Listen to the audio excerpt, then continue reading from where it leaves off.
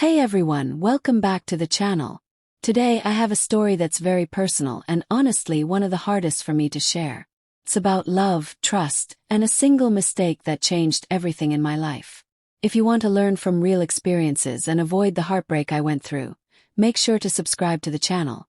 And as always, I'd love for you to share your thoughts in the comments and support the video by giving it a like. Now let me take you through my story. The most significant regret of my life unfolded because of a single, fleeting mistake. On the day I received the divorce papers, I woke up with an emptiness I had never known before. The bed felt too big, too cold. He wasn't there beside me. I missed his presence in ways that were almost physical. The warmth of his arms, the sound of his laughter, the subtle scent of him lingering in the morning air.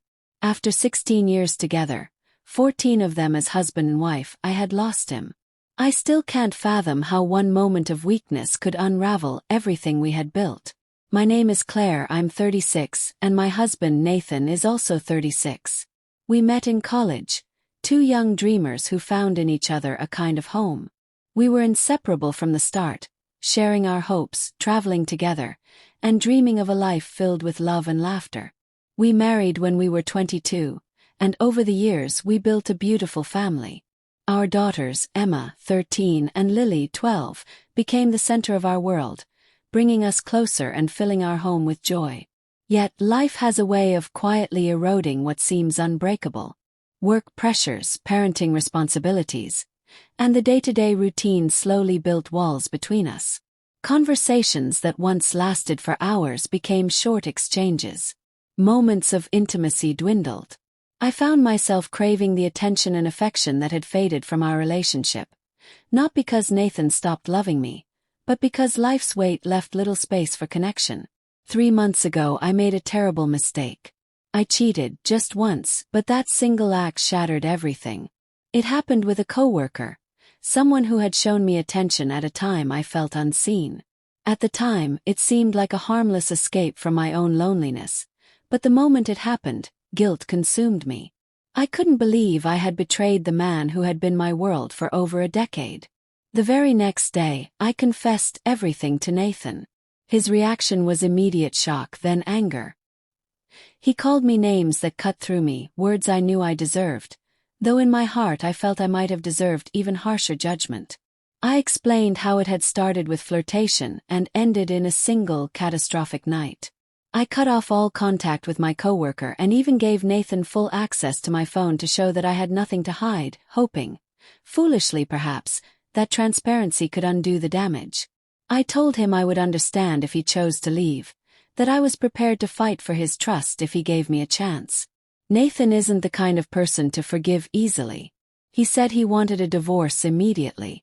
Then, quarantine hit, and we were forced to stay under the same roof for 2 months.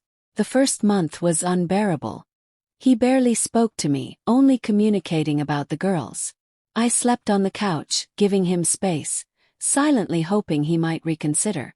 I reminded him daily that if he wanted to work through it, I was ready to commit fully to rebuilding our marriage.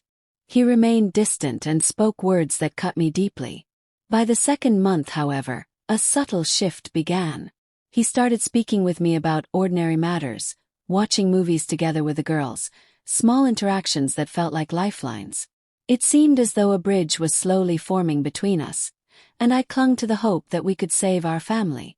Our friendship began to feel like it was returning.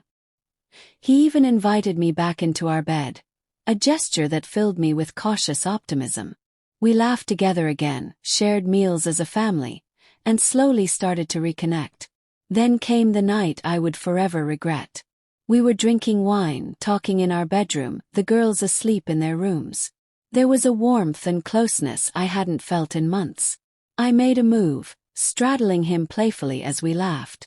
Our lips met, and for a moment, it felt as though we were young again, as though nothing had changed. But then Nathan began to cry mid-kiss, asking me to stop.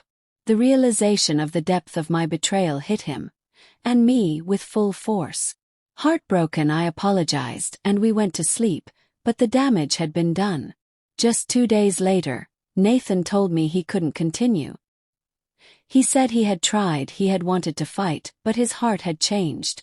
Despite our small successes in reconnecting, he could not undo the hurt I had caused. We proceeded with the divorce, agreeing on fair terms, shared custody of the girls, and packing up our lives that had once been so intertwined. The day I signed the papers, I was overwhelmed by grief.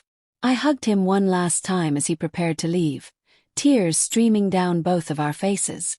When he returned from a short trip, I was struck by the mix of relief and sorrow that came with seeing him again. We exchanged polite smiles and brief conversation, but it was clear that the man I loved so deeply was no longer the same, and neither was I. Now the divorce is finalized, and the reality of my actions weighs heavier than ever. I miss his laughter, his warmth, his companionship. I miss the life we had built together, the one I threw away in a moment of weakness. The hardest part is knowing I hurt the person I loved most. I wish I could undo my mistakes, but I cannot.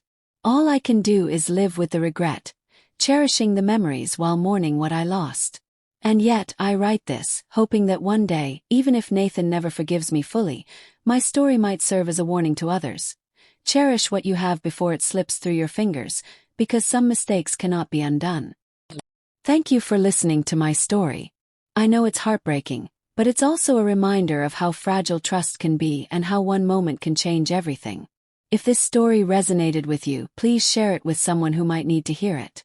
Don't forget to like the video, leave your thoughts in the comments, and subscribe to the channel for more real-life stories and lessons. And remember, cherish the people you love before it's too late.